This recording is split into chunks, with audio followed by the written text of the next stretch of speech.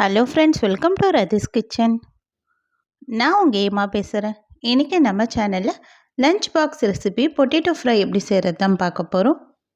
Friends, potato ஃப்ரைனாவே எல்லாருக்கும் பிடிச்ச ஒன்று தான். ஆனால் அந்த பொட்டேட்டோ ஃப்ரையை இது போல் செஞ்சு கொடுங்க, டேஸ்ட்டு ரொம்ப நல்லா இருக்கும். அதுவும் லஞ்ச் பாக்ஸில் நம்ம பேக் பண்ணி கொடுக்கும்போது இது நல்லா 6 நாளுமே ரொம்ப டேஸ்ட்டாக இருக்கும். இதில் இருக்கிற கிறிஸ்பினஸும் அந்த அளவுக்கு குறையாது. இந்த பொட்டேட்டோ ஃப்ரை எப்படி செய்யலாம் நம்ம வீடியோக்குள்ளே போய் பார்க்குறதுக்கு முன்னாடி நம்ம சேனலில் முதன்முறையாக பார்க்குறீங்கன்னா சப்ஸ்கிரைப் பண்ணிவிட்டு பாருங்கள் ஃப்ரெண்ட்ஸ். இப்போ வாங்க வீடியோக்குள்ளே போகலாம்.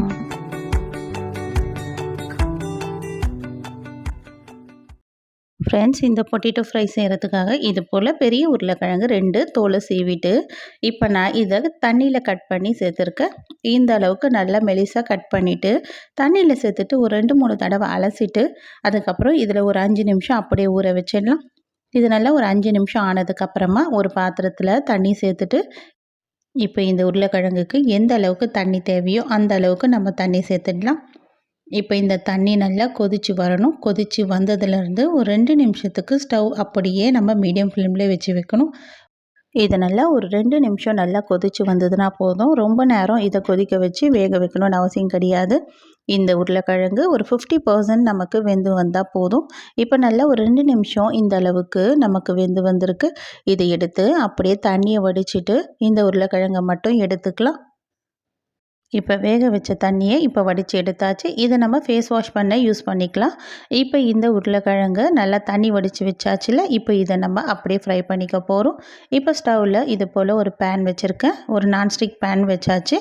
இது நல்லா சூடானதுக்கப்புறமா இதில் 3 டேபிள் ஸ்பூன் அளவுக்கு எண்ணெய் சேர்த்துக்கலாம். எண்ணெயும் கொஞ்சம் நல்லா சூடாகி வரட்டும். எண்ணெய் நல்லா சூடானதுக்கப்புறமா இதில் 1/2 ஸ்பூன் அளவுக்கு கடுகு சேர்த்துக்கலாம்.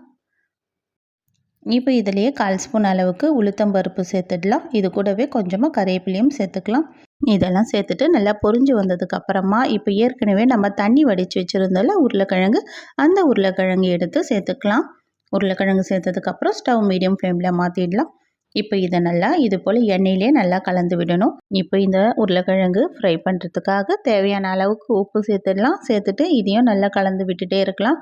அப்போ தான் இந்த உருளைக்கிழங்குல உப்புலாம் நல்லா ஊறி வரும். இது நல்லா ஒரு 2-3 நிமிஷத்துக்கு பொறுமையாக இதை நம்ம கலந்து விட்டுட்டே இருக்கணும்.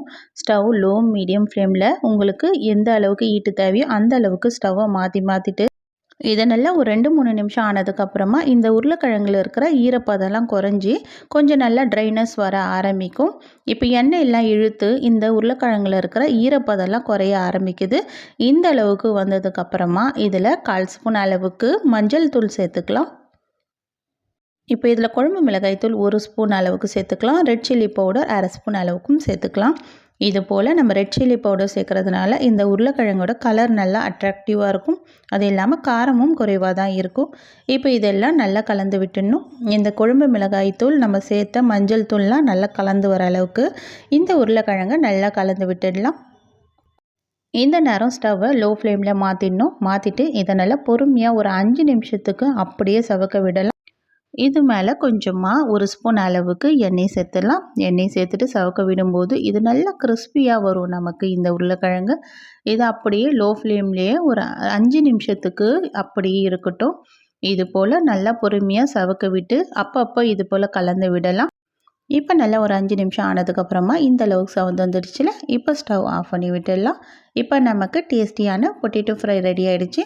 பொட்டேட்டோ ஒரு முறை இது போல் ட்ரை பண்ணி பாருங்கள். ட்ரை பண்ணி பார்த்துட்டு எப்படி இருக்குன்னு எனக்கு மறக்காமல் கமெண்ட் பண்ணுங்கள். உங்கள் ஃப்ரெண்ட்ஸோடையும் ஷேர் பண்ணுங்கள். தேங்க்யூ.